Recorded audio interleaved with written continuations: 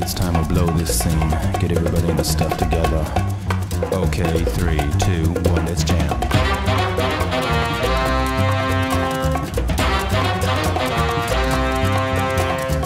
Bonjour à tous et bienvenue dans cette nouvelle émission de Fenêtre sur Diorama. Le programme est très chargé, donc on passe directement au sommaire. On retrouvera comme d'habitude les rubriques habituelles, à savoir le diorameur du mois. On enchaînera sur un point convention qui sera assez dense. On continuera avec la partie bibliothèque, le diorama du mois, l'astuce et l'initiative du mois. Je ferai également une petite annonce à la fin de l'émission. Bref, beaucoup de choses. Trêve de blabla, c'est parti! Le diorameur du mois nous emmène ce mois-ci du côté de l'Est de la France et il s'agit d'un ancien membre et fondateur du Krusty Krew. Je veux bien évidemment parler de Stéphane. Stéphane, certains connaissent déjà son travail, j'en ai déjà parlé dans l'émission, notamment avec le fait que pour moi un de ses dioramas était celui qui m'avait le plus plu en 2017, la maison de Link. Et j'en avais également parlé par rapport à différentes conventions ou quoi que ce soit. Bref, Stéphane, c'est un diorameur qui fait tout simplement partie de mes 3 diorameurs préférés, soyons directs, et c'est quelqu'un qui a une vraie spécificité.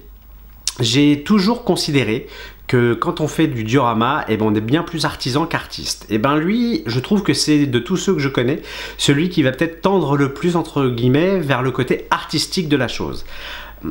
Stéphane a commencé, comme beaucoup d'entre nous, avec des dioramas Senseiya. Et avec le temps, il a élargi sa gamme et sa palette à d'autres licences comme les Mystérieuses Cités d'Or ou alors à tout ce qui sort de l'univers de Nintendo, à savoir du Mario. On se souvient du diorama dont j'avais parlé sur Dr Mario, ainsi que beaucoup de dioramas autour de la licence Zelda. Et c'est également un fan de Mickey. On va bientôt d'ailleurs avoir un diorama Mickey en noir et blanc. Ça, c'est quelque chose de super intéressant, mais on en reparlera d'ici quelques instants. En fait, Stéphane, en élargissant sa palette, en tout cas les licences qu'il a abordées, je trouve, a élargi sa manière de travailler. C'est-à-dire que c'est quelqu'un qui va d'abord vraiment penser à son décor, il va le conceptualiser. Et avec ça, il va commencer à avoir une mise en espace.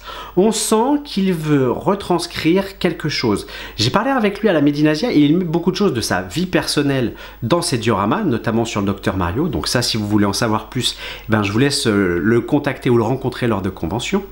Et en fait, Stéphane, on sent qu'il veut vraiment mettre en avant les souvenirs qu'il a eu, les émotions qu'il a eues quand il était enfant avec ses dioramas.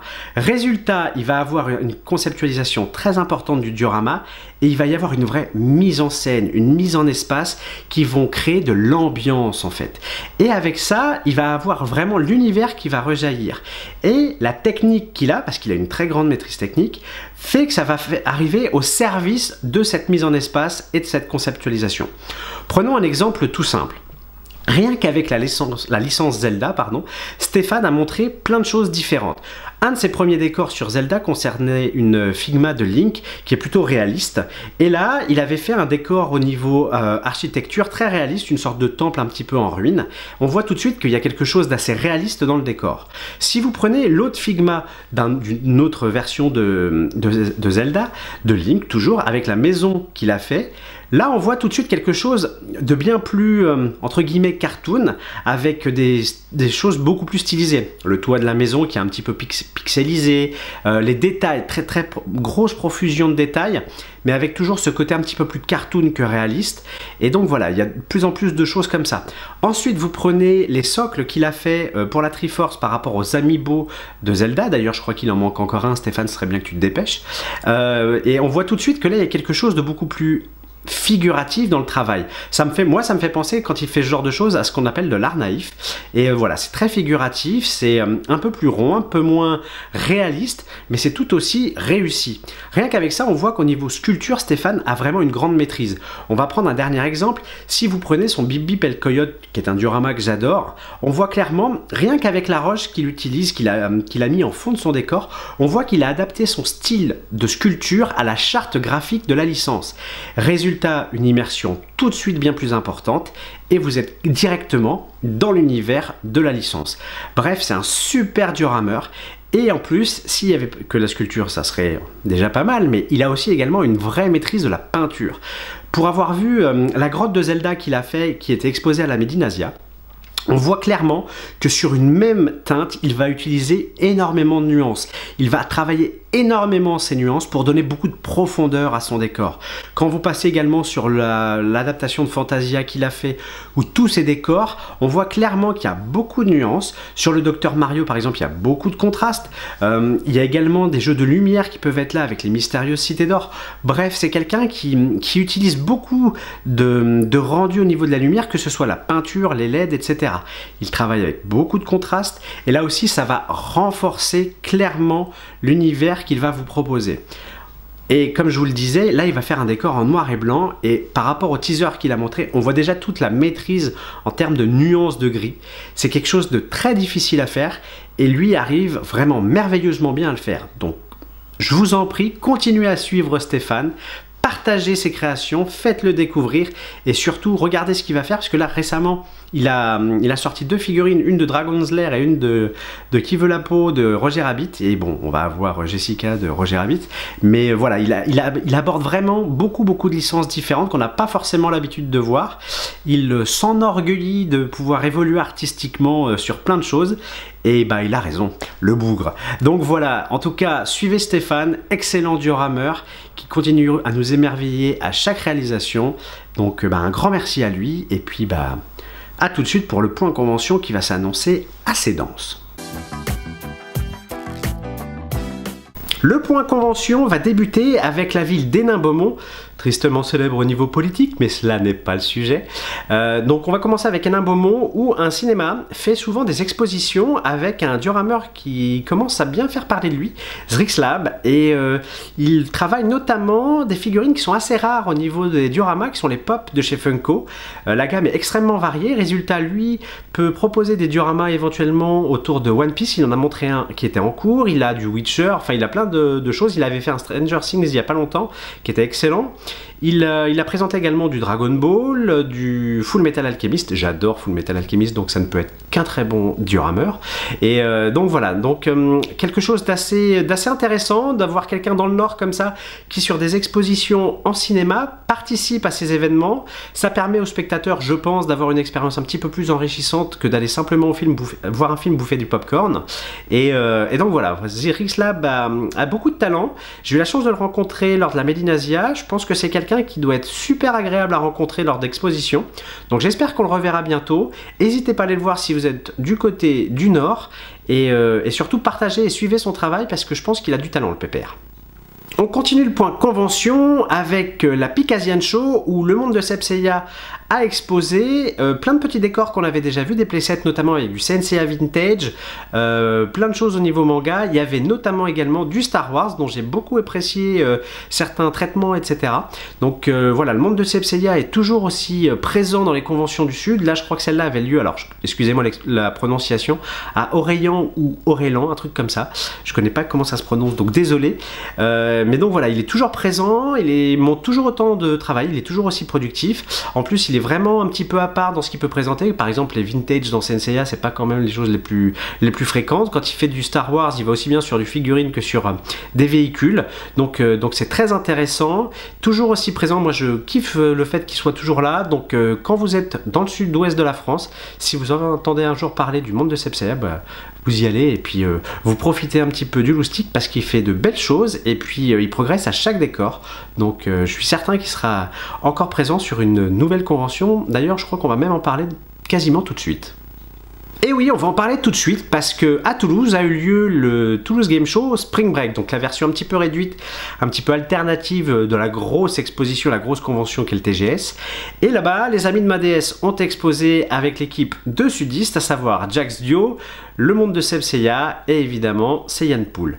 Ils ont présenté pas mal de décors, certains qui ont déjà été montrés, et il y avait quelques petites choses nouvelles. J'ai notamment adoré les dioramas masques du monde de Sepseya, donc vraiment super idée, ça fait plaisir de voir ce type de toys avec des dioramas. Il y avait également les dernières créations qu'a pu faire Saiyan Pool, et puis Jaxio était également présent, où on voit vraiment là aussi que lui aussi progresse énormément. Donc l'équipe de sudistes a l'air de bien s'entendre au sein des Amis de Madès, ça fait plaisir de les voir être présents sur ce type de convention. Donc n'hésitez pas à aller les voir, c'est super intéressant, ils sont toujours aussi disponibles.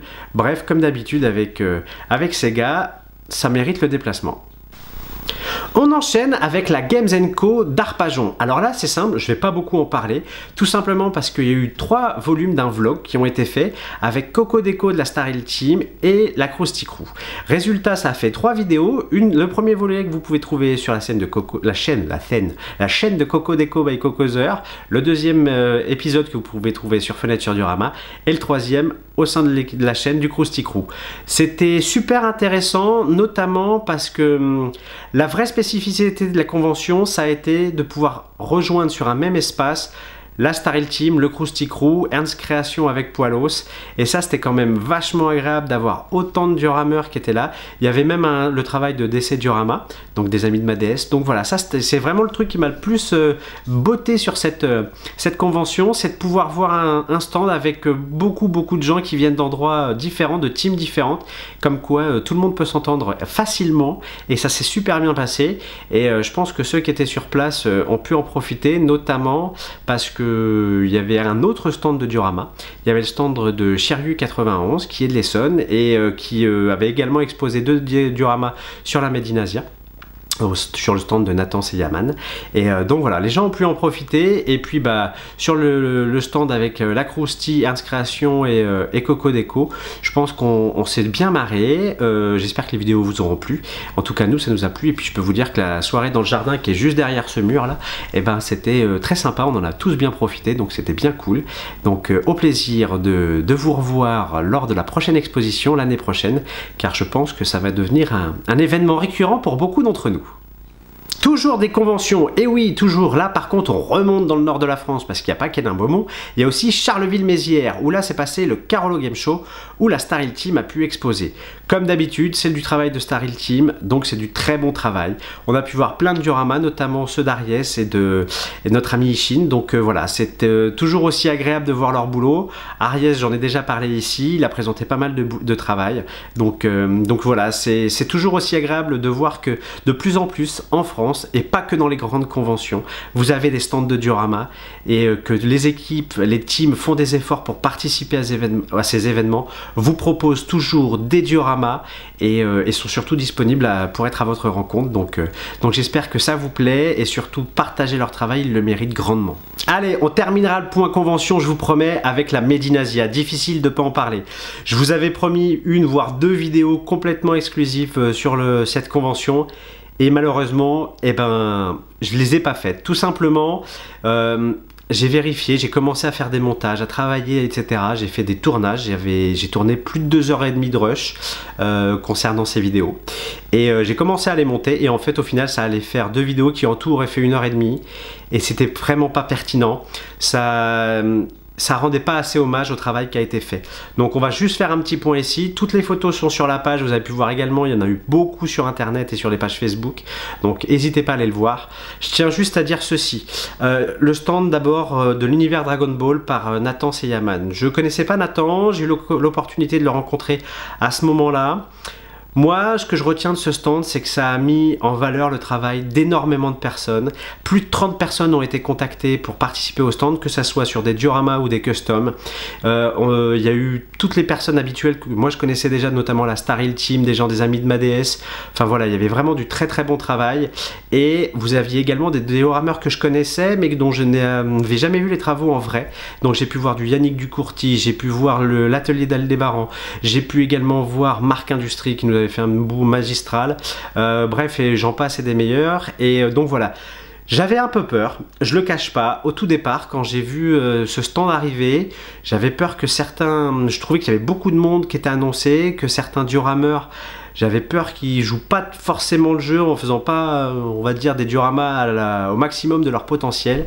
Et ben je me suis mis le doigt dans l'œil jusqu'au coude et croyez-moi ça fait mal puisque j'ai quand même un bras assez long. Hein.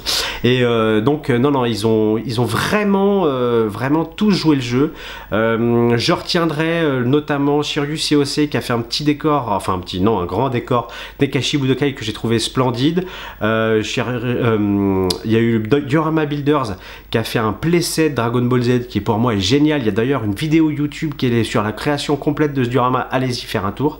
Il y a Sepseiya qui a pour moi fait son meilleur décor clairement sur Trunks, j'ai adoré. Il y a eu du Diorama Senpai, il y a eu du Jaxio, enfin il y a eu vraiment beaucoup de monde qui ont fait de très belles choses. Il y a eu Shagma, il y a eu DDR avec ses boules, bon ça... Qu'est-ce que vous voulez, DDR? Il aime bien ramener ses boules, hein. Qu'est-ce que c'est comme ça? Non, il y a eu vraiment du super taf partout. Il y a eu Kokodeko qui a fait un diorama Namek. Je sais même pas comment il a pu concevoir de faire un truc aussi gigantesque. Enfin bref. Stand génial, du diorama partout, ça a été blindé de monde. Sur les 3 jours, la Made in Asia a annoncé un peu plus de 70 000 personnes et ils ont annoncé apparemment que le samedi, rien que sur le stand de l'univers Dragon Ball de Nathan Seiyaman, il y a eu 12 000 personnes. Croyez-moi, le samedi, c'était l'orgie, c'était pire que presque Japan Expo. Donc c'est pour vous dire, c'était vraiment énorme. Et un grand bravo à Nathan d'avoir organisé tout ça. C'est un sacré boulot qu'il a fait et mettre en valeur le travail d'autant de personnes, ben, un très grand bravo. On va enchaîner ensuite avec le stand des Amis de ma déesse qui a fait un excellent stand. La première exposition de la Made in Asia qu'ils avaient faite était il y a 7 ans pour la 3e édition et là pour les 10 ans en fait ils sont revenus avec pas mal de nouveautés et ils ont également sorti des anciens décors qui avaient été exposés. Il y a eu notamment du Kelkartan, il y a eu du Master Colossus, il y a eu des anciens décors de Saga 76 qui étaient là avec un nouveau boulot sur Dragon Ball, ça c'était cool. Et il y avait également du Yodin et enfin tous les membres de l'association et voilà, moi j'ai vraiment surkiffé ce travail. J'ai trouvé en plus le stand vachement bien organisé avec des coins un petit peu différents sur plusieurs tables, voilà, enfin vraiment un super boulot, que ce soit toute cette partie Senseiya qui est le cœur de l'association, ensuite la partie Berserk, la partie sur tous les autres univers, notamment du One Piece, du Dragon Ball, enfin tout ce qui peut être fait. Il y a eu également un Jurassic Park de Jaxio qui était enfin terminé et que j'ai complètement oublié de prendre en photo, je suis quand même un vrai con. Et donc voilà, il y avait vraiment du super boulot. Et donc voilà, je n'ai pas pu vous montrer tous les décors là dans cette vidéo. Comme je vous le disais, vous trouverez tous les décors sur la page de Fenêtre sur Diorama sur Facebook. Et je ferai aussi également un clin d'œil à quelqu'un que j'ai pas mentionné tout à l'heure puisque j'ai trouvé qu'il avait vachement bien taffé et c'était pas forcément dans son univers, c'est Duck Création. Donc en plus voilà, ça a été une super convention pour moi puisque j'ai pu rencontrer plein de monde, des gens que je connaissais pas forcément, ou en tout cas que par internet. Donc ça c'était cool, j'en ai même que j'ai pas pu rencontrer, ça c'était moins cool puisqu'ils étaient là et je le savais pas et puis j'ai pas forcément eu le temps, enfin bref. Le seul point noir pour moi sur la Made in Asia, et ça je le cacherai pas, c'est qu'il y a un an je m'étais décidé à y aller à cette 10e édition parce que j'espérais que le doc soit là avec son musée. J'espérais voir notamment le Vogue Mary de Gladiateur qu'il lui avait fait, et il n'a pas été invité, ou en tout cas pas dans les temps. Enfin je sais qu'il y a eu une petite embrouille et je trouve ça franchement dommage parce que les deux stands qui étaient là étaient vraiment bien, se sont pas du tout fait concurrence et je pense qu'un stand One Piece aurait également permis d'apporter beaucoup de monde à la Made in Asia, et en tout cas ça aurait sûrement pas fait concurrence à qui que ce soit, et je trouve ça vraiment dommage parce que en tout cas moi ça m'a manqué malgré la profusion de diorama et tout ce qui était là. J'aurais également voulu voilà, voir le travail de Hit, voir le travail de Jérôme, voir le travail de Glad, tout ce que ces gens font pour One Piece Passion. Donc super convention, et quand même on va surtout pas dire que c'était mal, hein, parce que c'était vraiment génial. Énormément de décors, presque trop, j'aurais jamais cru dire ça un jour, mais donc voilà, quelle expérience. J'espère que nombreux continueront à suivre cette convention si elle nous propose toujours un nombre de dioramas aussi faramineux. Ouf, le point convention est terminé, donc on enchaîne avec le point bibliothèque. Là, je vais parler d'un livre qui a été la bible pour beaucoup de diorameurs qui se sont lancés il y a une dizaine d'années, notamment quand il y avait beaucoup de forums et que les réseaux sociaux n'étaient pas aussi importants, omniprésents et que l'information circulait pas exclusivement par ce canal-là. Et ce livre, c'est en fait Fabriquer les champs de bataille aux éditions Games Workshop. Games Workshop, je sais pas si vous le savez, j'imagine que pour beaucoup quand même si, c'est une maison d'édition qui fait notamment des jeux style Warhammer, Warhammer 40 000, des jeux de figurines, en fait des jeux de plateau. Et ils ont beaucoup édité de livres sur comment peindre les figurines. Et évidemment, à un moment donné, c'est passé sur le monde du diorama, car les plateaux de jeu, on peut en faire via des dioramas. Et donc, ils avaient fait un bouquin où ils reprenaient l'intégralité de l'univers qu'ils proposaient au sein de leur boutique. Et tous ces univers-là sont extrêmement variés, puisque vous pouvez aller aussi bien d'un univers désertique qu'un univers urbain, moyenâgeux, voire tropical. Résultat, vous avez plein de techniques, plein d'astuces pour faire plein d'éléments de décor. Alors certes, c'est pas à l'échelle de beaucoup de figurines qu'on trouve maintenant, que ce soit du One Piece, Dragon Ball et toutes les figurines, que ça Alien, Predator, enfin bref, tout ça. Mais les techniques sont les mêmes et le bouquin est très bien illustré. Il fait à peu près 130 pages. La couverture est souple mais glacée, tout comme le papier. Il y a énormément de photos, beaucoup d'explications, c'est très bien présenté, il y a un récapitulatif du matériel. Bref, c'était une mine d'informations pour beaucoup. Quand il est sorti, je crois qu'il était au tarif de 30-35 €, ce qui était assez cher pour l'époque, surtout vu entre guillemets le faible nombre de pages. Mais voilà, c'est un bouquin référence que vous pouvez encore trouver en occasion. Par contre, il coûte assez cher maintenant puisque les premiers tarifs sont aux alentours de 70 €. On peut même le trouver à plus de 100 €.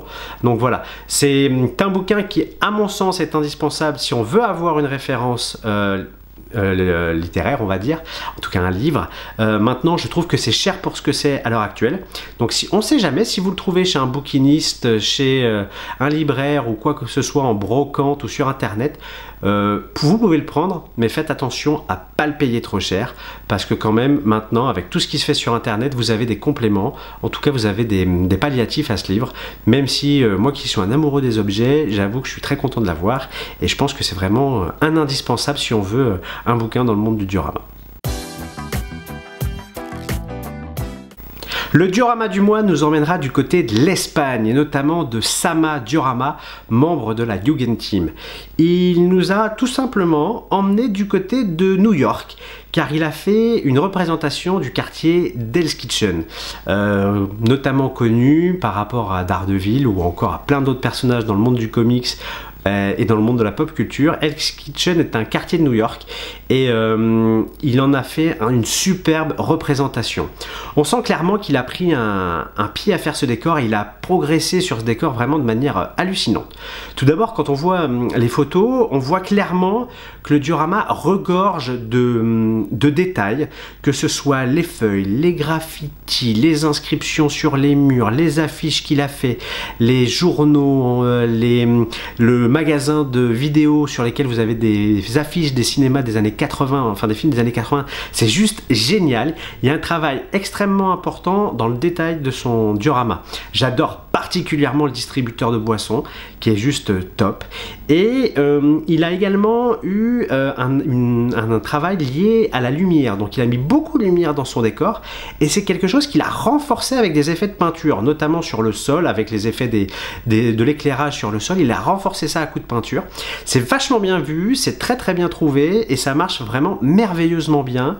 Il y a également une vraie richesse au niveau des textures, donc vous avez du végétal, vous avez du papier, vous avez de la brique, enfin voilà, vous avez beaucoup de rendus différents. On sent qu'il y a le poids un petit peu, le côté crasseux de la ville, le côté un petit peu sombre, ghetto est pas un terme que j'aime beaucoup, mais voilà, un côté un petit peu craignos on va dire. Et j'aime beaucoup le château d'eau aussi qu'il a fait avec cet aspect métallique, la rouille qui est là. J'aime beaucoup les contrastes également. Au niveau peinture, il y a un énorme travail.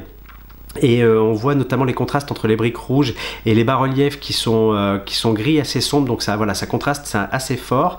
C'est très intéressant. Il y a vraiment du très très bon boulot. Et puis bah voilà, le jeu de lumière. Le jeu de la lumière sur ce décor est top parce que vous avez des éclairages qui sont directs comme le lampadaire. Vous avez donc également des éclairages un petit peu plus indirects, donc qui sont dans des panneaux comme ou alors le distributeur de boissons qui est rétroéclairé. Bref, voilà, il y a vraiment tout ce jeu-là qui est intéressant. Et voilà, Sama Diorama s'était fait connaître il n'y a pas très longtemps avec cette Yugen Team qui avait exposé notamment pour le Tamashi World Tour en Espagne. Et là voilà, on sent que clairement il a pris vraiment un très très bon niveau. Et donc voilà, je voulais vraiment parler de ce décor comme diorama du mois. Et ça prouve vraiment que le diorama c'est quelque chose de mondial. Il n'y a pas qu'en France et en Belgique qu'on en fait.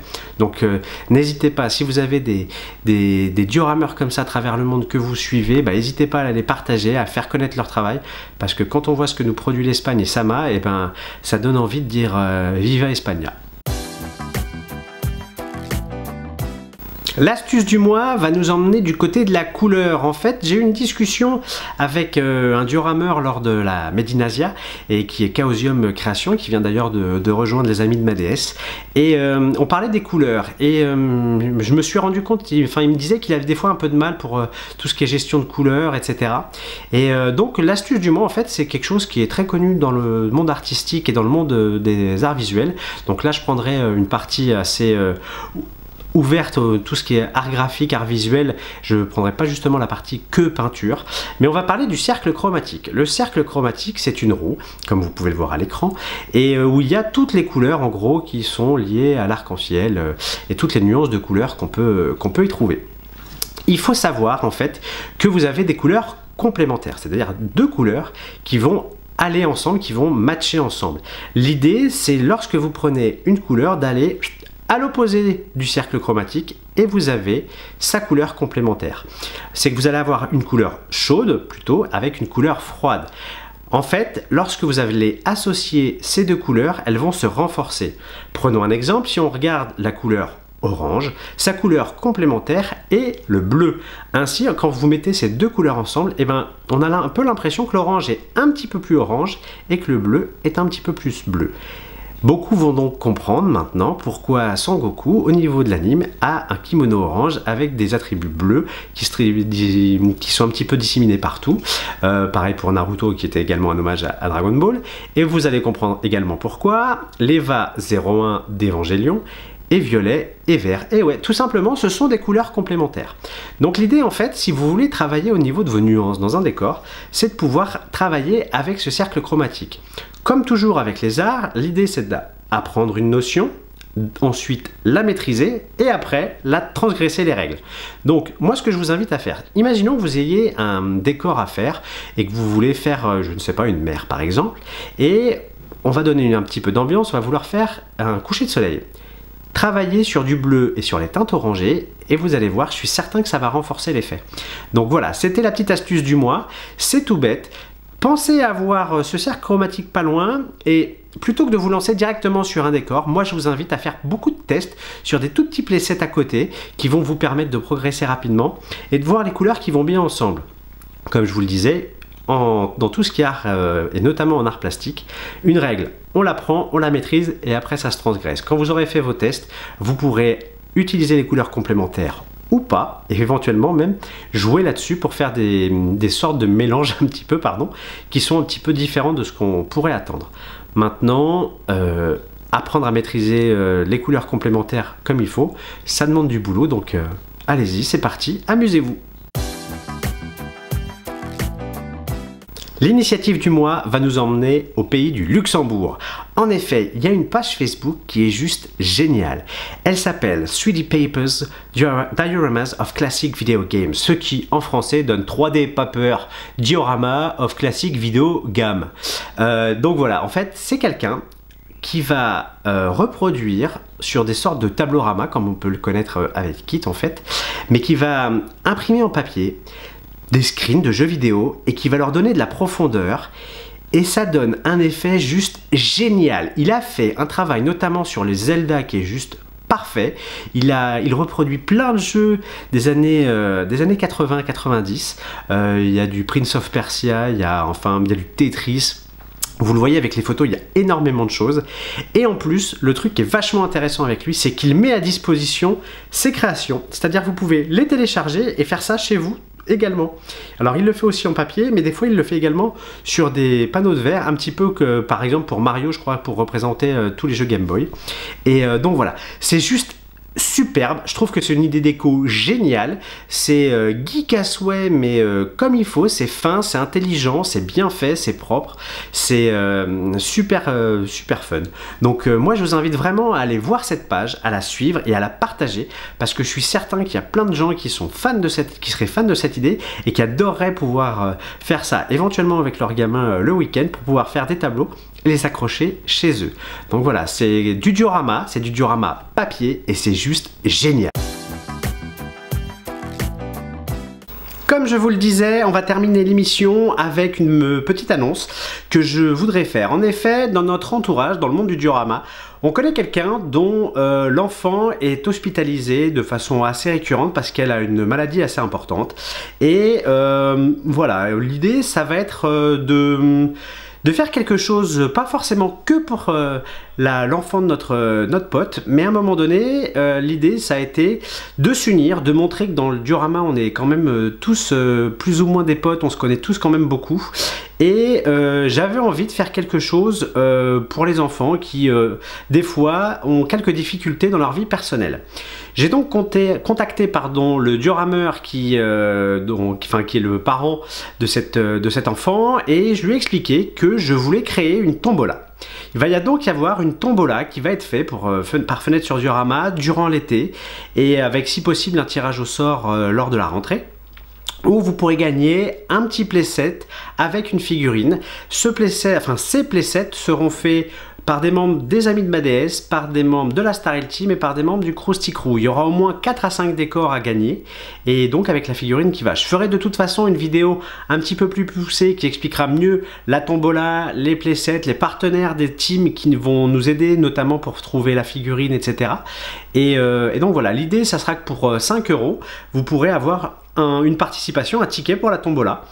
Aucun argent n'ira à FSD, à Fenêtre sur Diorama, mais tout sera collecté et redistribué à l'association qui s'appelle SOS Gourmandise. C'est pas forcément l'association la plus connue, mais ça déjà ça me plaît beaucoup parce que aider les plus gros c'est bien, mais on peut aussi aider ceux qui sont un petit peu plus petits.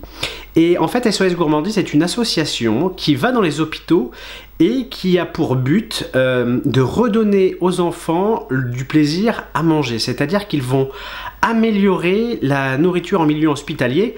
J'imagine que ceux qui ont fait quelques séjours là-bas, à un moment donné, se souviennent que c'est pas forcément le meilleur repas qu'ils aient mangé de leur vie. Donc voilà, l'idée de l'association, c'est d'améliorer ce quotidien des enfants, c'est de leur permettre de reprendre du plaisir à manger. On sait que c'est quand même très très important de bien se nourrir pour une guérison, encore plus chez les enfants.